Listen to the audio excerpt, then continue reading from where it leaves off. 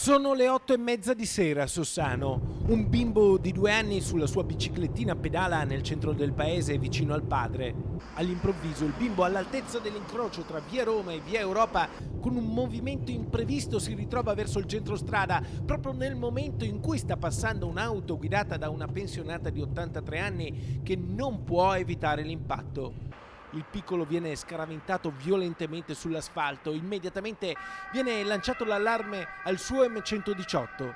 I medici si rendono subito conto che il bambino è molto grave e lo portano in codice rosso all'ospedale San Bortolo di Vicenza, dove gli viene diagnosticato un importante trauma cranico.